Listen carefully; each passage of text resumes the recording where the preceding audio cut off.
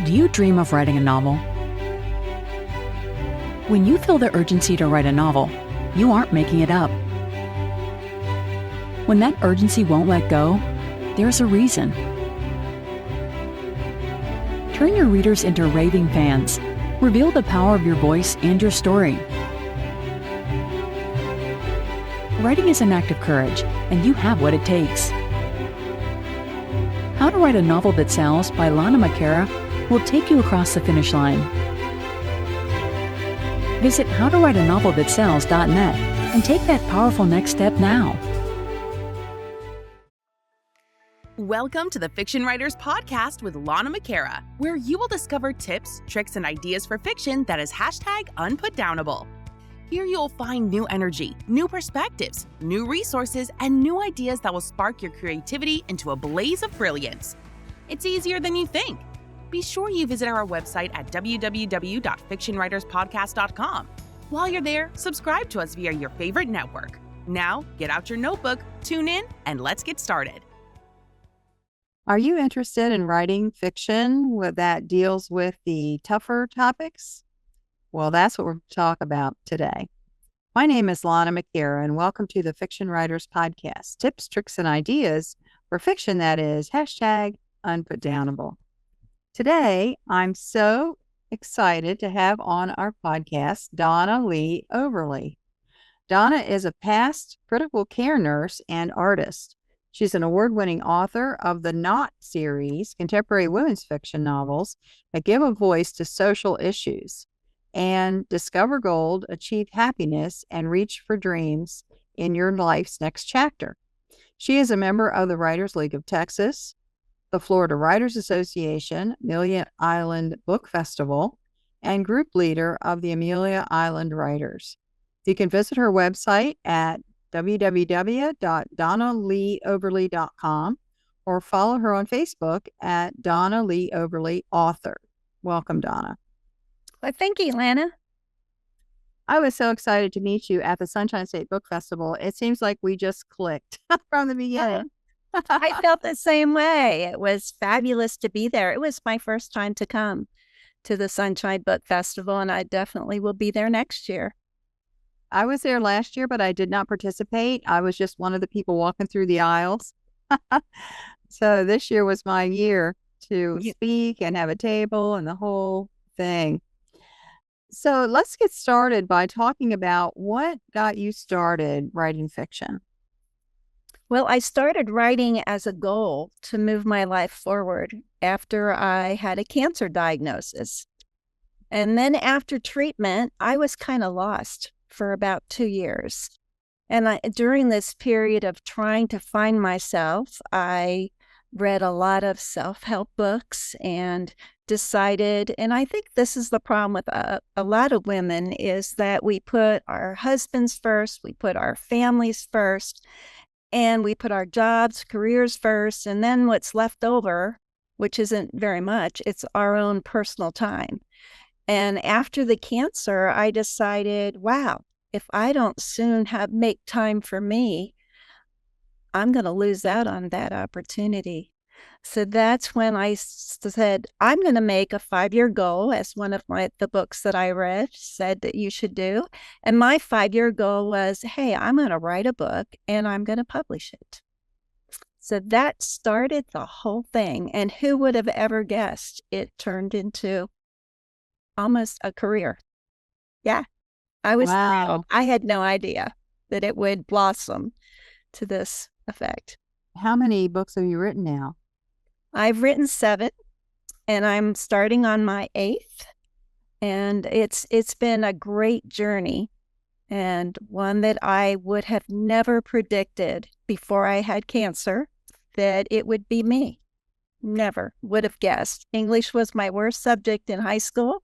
I've never really had an inkling to write a book, and it just sort of happened. And what did I find out from this journey? I found out that I really can do this, and that I had no idea what I was doing.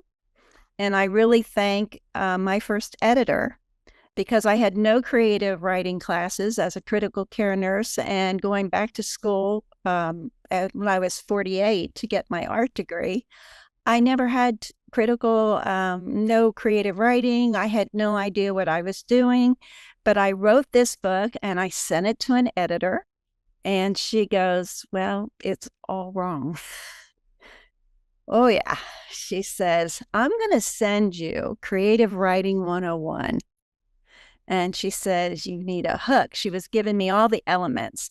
And she said, 2/3 of your book needs to be moved up to the front. And she gave me all these suggestions. And without her taking the time to teach me, it might not have blossomed into the series that it did, but she helped me. And I'm forever grateful for that, because there's a formula to writing books. And I had no clue, but now I know, and I'm a pretty quick learner. And I said, okay. And then she was surprised, like 4 or 5 months later, I contacted her again, and she said, "Do you know how many people would have quit?" And I'm like, "No." And so she said, "I'm very proud of you." So I got a lot of encouragement from other people. So it really does take a village. And I'm grateful for all those people, and she helped me, and we had a book. That's how. Wow. Yeah. And one book turned into 2 and turned into 3. And I thought I was finished after 3, and then a secondary character talked to me. So I hope your audience doesn't think I'm crazy. You've heard We're that all crazy together. You've heard that before, right? How characters Absolutely. talk to us. Yeah. And he's like, "You can't leave me this way." And I never leave anybody broken, because that's not fair to your reader, is to, they all start pretty horrific. And because I want to get that point across, that social issue that means so much, and why I wrote that book. I want not to be just fiction and feel good. I want my books to have meaning and be powerful and to help people. And so this character wasn't broken, but he didn't get what he wanted. And then that started a whole second trilogy. And he said, "I want to be the main character and I want to be the hero." So he was pretty exact. And so the human trafficking is what that one is about. Wow. Yeah. Yeah. I know exactly what you mean. My series, The Englewood Medium, has a very strong character in it, and I had to tone her down and not tell much of her story. Otherwise, she was going to take over the whole book. She's going to be the main character in book number 2. Okay. Really get her over to the side. Isn't that amazing how it's like my imagination just sort of takes off?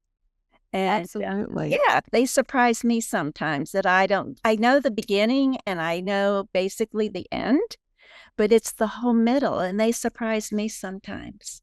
Oh, yeah. Delightful. Yes, it is. It is. It's wonderful to get into the flow of it, and then the characters start to tell you what they want to do, and also what they don't want to do. Very much. I know that people who outline can't understand that exactly, and I've never outlined. So yeah, I just go with the flow. Mm. And I do like a loose outline, so I know what my dark moment is, and I know what my, main points are, and then we rock. And you rock. I might have to add some things, like the editor would say, "We sort of just jump to this, and then I'll just add a little connecting part here and there." Mm-hmm. But usually it flows pretty much the right way. Yeah. Yeah. So what are some of the difficult topics that you've dealt with in your books? Oh, wow. The first one became very cathartic, and that was sexual assault, date rape. And a lot of women have a story, And I'm convinced more so now than ever since I wrote the book and I go to bookstores and do book signings. I have complete strangers come to me and say, let me tell you what happened to me. Mm. And that is one of my main purposes for writing, is to get women to talk. And it's amazing. There are stories out there. Perfect strangers will just stand there and tell me. And one of my beta readers in the very beginning, a 70-year-old woman, called me on the phone the very next day. And she said, I'm going to tell you what happened to me. And she said, my parents went to the grave and never knew that her uncle sexually assaulted her. Mm. And so it's a really important message. And these books sometimes are not easy to read. And I think people who have been in that situation, it's harder for them to read than women who have not. I talk about unintended pregnancy and the Zeppelin bend. And when I wrote it, I thought 20-30% maybe of women could relate to this. But when I did the research for the book, it said 66%, which really surprised me, that sometime in their lifetime. So it's not just young girls not using birth control. It's a whole other gamut of things. And I don't think we talk about that at all. I advertise my books as give voice to social issues that we don't talk about as a society as much as we should. Mm. Yes, indeed. And then there's prescription drug addiction, and I learned a lot from that one. And the shackle is human trafficking. We get into not only just trafficking for sex, but trafficking for labor, which was a surprise to me also. The fifth book is the role of the caregiver, whether you're caring for a spouse, caring for a child, caring for your parent. Sometimes the caregiver gets so wrapped up in the care that they lose all sense of objectivity. And that's pretty crucial. And then the last one, finally, these are the same characters. It takes place in Texas. And finally, the main character, she stands on her feet, and female empowerment. Mm. She finally gets it all together at the very end. They're standalones and people have read them alone, but when you read them in the series, you really see how the characters grow, and all of them grow. And yeah, you're not going to like some people, some of the characters, like her wealthy daddy. He's an oil baron, cattle rancher. He lives vicariously through a guy that's making his way in politics. But yeah, there's a lot in them, and they're not easy to read sometimes, depending how close the reader is to the subject. So how much of your personal experience do you put in to a book like that? Where does the information come from, aside from research, though? The first book surprised me. I knew I wanted to write that story, and something very similar had happened to me when I was 15 years old, and I had completely, I don't know if I completely put it in back memory to forget about it. And I went to do a book presentation, and this is 44 years later. Wow, long time. Dang. And the man showed up, and he sat in the front row. Oh yeah. Can you imagine this? Sitting there with his arms crossed over his chest and not smiling. And after it was over, he had come up to me, not to say congratulations, not to say, he goes, well, it's been 43 years or something like that, he said. And I'm like, okay, like what? And then he left, and I got to thinking about it, and I think his voice, maybe seeing him and his voice triggered a memory that I had buried so deep. And then I remembered. Wow. And I didn't get that writing the book, even though the book is about a sexual assault. I got that from him attending that program. And then I remembered a trigger. Yeah. Wow. That was scary. That was kind of scary, and it was very eye-opening. Yeah. I just couldn't believe I couldn't remember that for all this time. I didn't remember. Wow. Well, we do that. We block things out.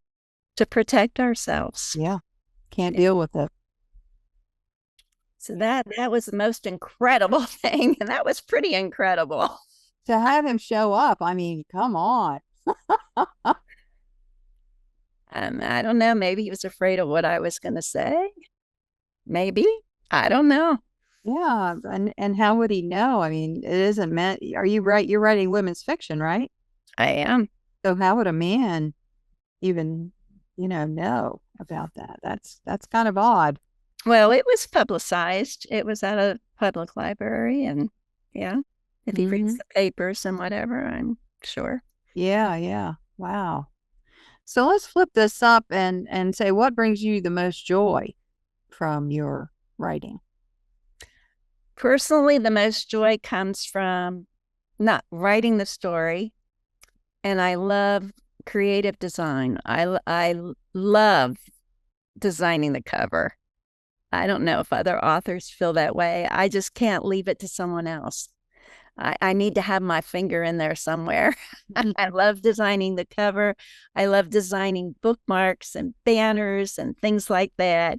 And I just like the whole process of feeling that book in my hands when it's done, an accomplishment. It's there.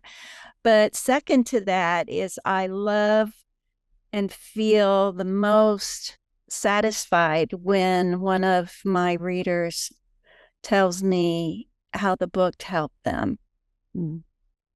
That is top. It's like, what more could an author want than helping someone else? What kind of feedback do you get? Is it through social media? Do they write letters? How do you connect with your readers? Through all the above. People connect with me through social media. Sometimes I'll get a letter. One time I was playing golf, and they pair us up with different people. And the woman on the tee box looked at me and said, "Oh my, you're the author." She says, "I love your books." She didn't know that we were belonged to the same golf club. So that's exciting.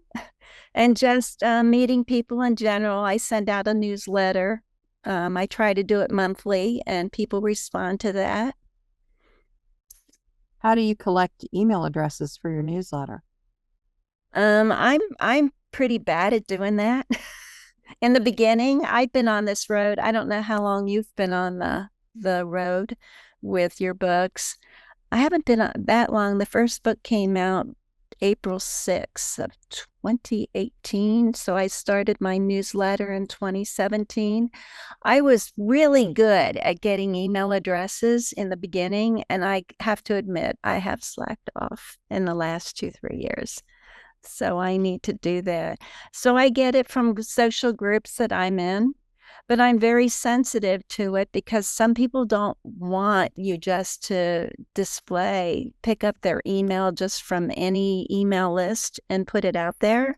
You really should get their permission before you do that.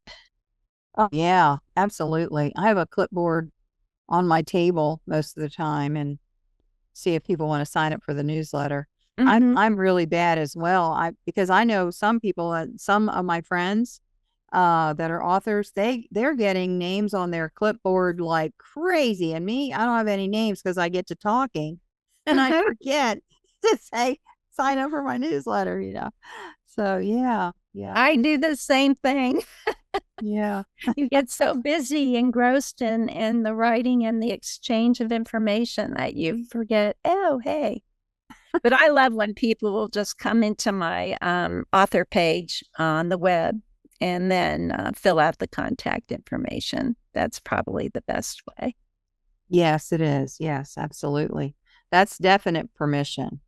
I had a hard time with my email provider back, I think early last year. So it's been about a year ago.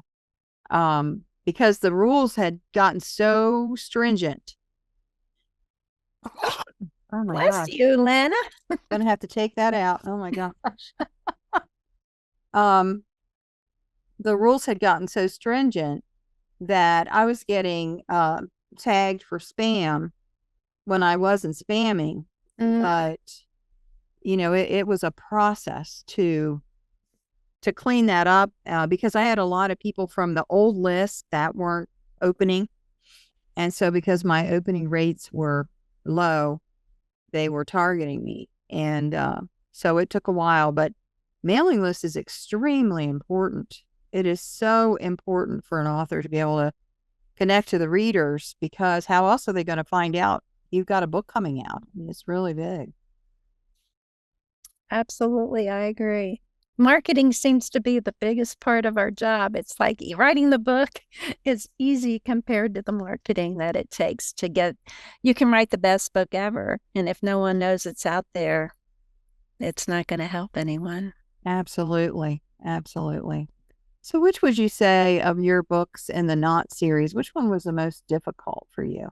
The most difficult for research was the human trafficking one, for sure, because I know nothing about guns and ammunition and bad guys and how to grow marijuana and how they lace it with different drugs to make you more addictive, because they don't make the money on the marijuana, is what I learned. They make money by lacing it with things, and then your body becomes more addictive, so you keep seeking more and more. And so that was the biggest one. The toughest one to write was the role of the caregiver. Because that one, when I write a book, I'm totally immersed in the emotional aspect of the book. And it's almost as if I'm that character. And I try to, well, what would they feel and what would they do?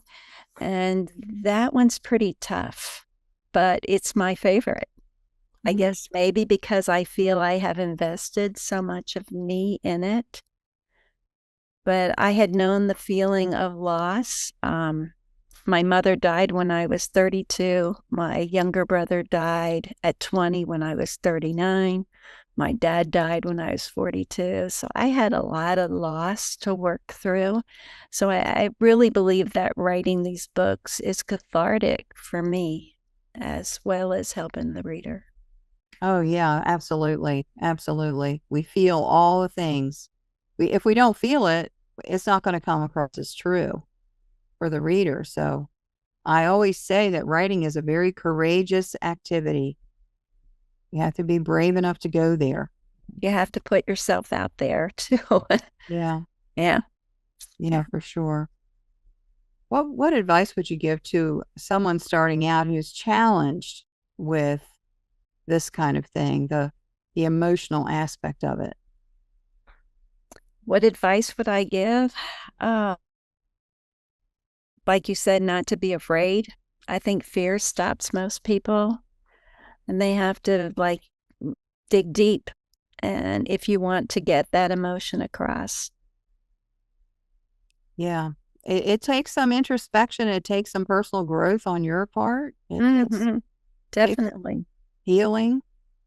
Yeah, it is totally a personal development process. But there's another side to it, and that is, if there's certain topics, like I can't talk about child sexual abuse. I can't talk about losing a child to cancer. I'm talking about a small child to cancer. Those topics are too much for me. I don't go there. I would never write a book about a child dying of cancer at the age of 5. I could not maintain it. And so yes, I do write about some tough things, but there are things that I can talk about that I've maybe been through, seen someone else go through, and I can deal with those emotions. But when it's overwhelming, I don't go there. Yeah. No, I can understand that. And I've had more than a dozen people come up to me, friends, and said, I can't read your books. Mm-hmm. They're too tough. Yeah, exactly. It's a very courageous thing to do. So, Donna, what is next for you? What's coming up? What's coming up? Oh, I'm so excited you asked. I'm writing a historical novel. Talk about research. Wow. Every sentence you write is like, oh, well, did they use kerosene lamps yet?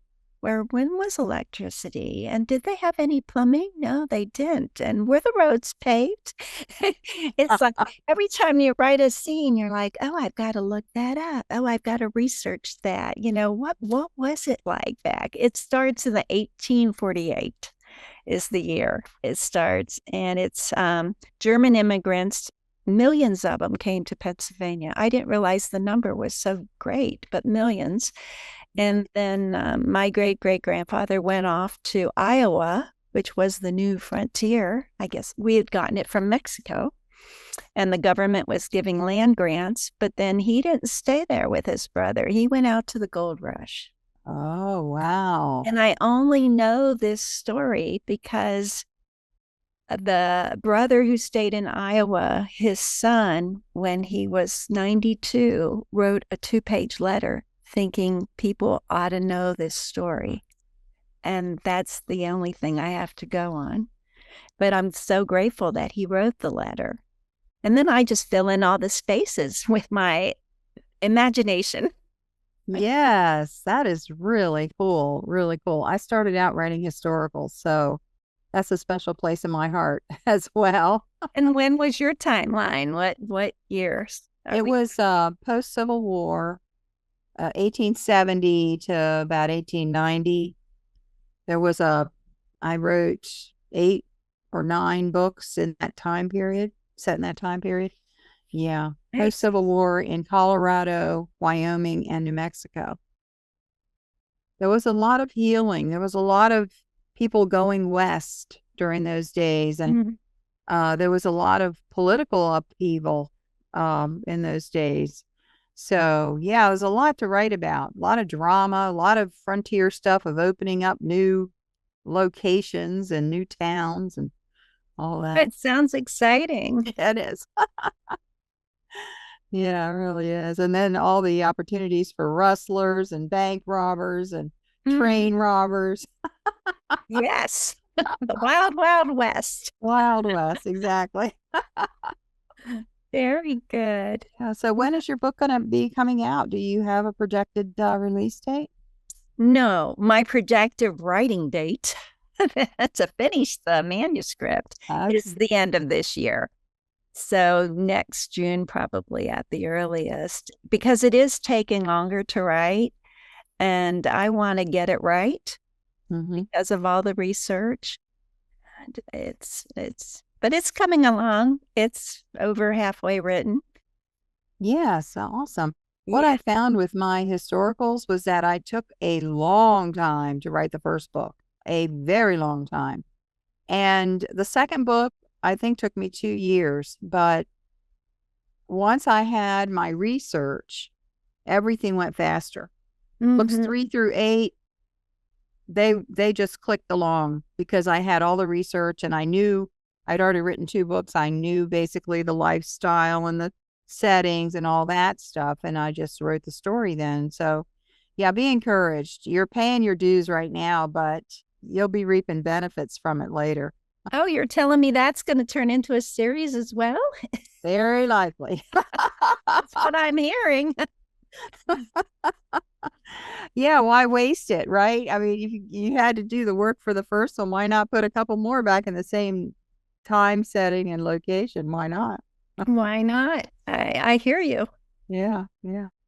What took me a little bit of time to understand was that I need to put some foreshadowing of stories to come in the early book so that those characters can step forward later. I didn't do that the first book because I didn't think I was going to write a series. I just thought I was going to write one book. And Right. then the fan mail started piling in, begging me for more. You lucky girl. That's every author's dream, the fan mail. Yeah, that was back in the day, 1996. And then I ended up writing a lot more, after that. But How many books have you written, Lana? 46. 46. All genres? I've written a lot of historical, romantic mystery, sweet romance. I wrote two books in 1925, and romantic suspense that was modern day. It was a puzzle about computers and missile systems, missile guidance. Wow, missile systems. I collaborated with somebody on that one because he knew about the technical stuff for that. And then I've ghostwritten 2 novels. One of them was a contemporary. The other one was a historical fiction set back in the gold rush. And then I've written 20 nonfiction books and ghostwritten 20 nonfiction books, and then a paranormal cozy that just came out about a year ago, which is my first time to write anything paranormal and modern day set in Pennsylvania. And the reason it's paranormal is because the main character's dead father shows up at her house and sits in the living room and has a conversation. Wow. Yeah, it scares her completely out of her mind. So that was a fun one to write because he's a funny ghost, not a scary ghost. Not a scary ghost. Yeah. Oh. It's been a while, and I've got 4 or 5 ideas. I've got 2 books started that need to be completed, but I'm also ghostwriting another book right now. So it's got a lot. You're a busy girl. And lot your of irons. podcasts, your newsletters, your daily emails. Yeah. Yeah, you're busy. Yeah, very busy. Well, good. You seem happy with it. So I am. Gotta enjoy it. Found my slot. I found my place, and I'm just so thankful that I get to do this for a living. Yeah. Wonderful. Yeah, it's a nice life, isn't it? It sure is. We can live vicariously through all our characters. Yes. And also, it's a big project that nobody has a time clock. I mean, if you want to write late, you can write late. If you want to get up early, you can get up early. If you want to skip writing for a couple of days, I do, because I need to refresh my mind. I don't have to punch a clock at 9 and get off at 5. I'm on my own schedule. Work hard when I work, but then I can take days off if I need to. So I love the lifestyle. I really love the lifestyle. So if you're writing, you're listening today, and you're a writer, stick with it. It's a beautiful life. It really is. Absolutely. It's flexible. Your schedule can be flexible. Absolutely. Absolutely. Donna, thank you so much for spending time with us today. This has been great. Well, thank you so much for having me. And I look forward to seeing you somewhere here in Florida and Amelia Island for the book festival. I have to look for you. Yes. I hope to see you there. It'll be a great fun and a good time with all these celebrity authors that are coming in. And thank you for being with us today. Okay. Thank you, Lana. Bye Take now. care. Bye.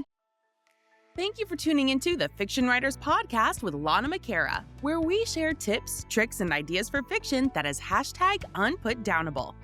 Remember to visit our website at www.fictionwriterspodcast.com and enjoy even more great episodes like this one. Again, while you're here, subscribe to us via your favorite network. We look forward to seeing you next time on the Fiction Writers Podcast.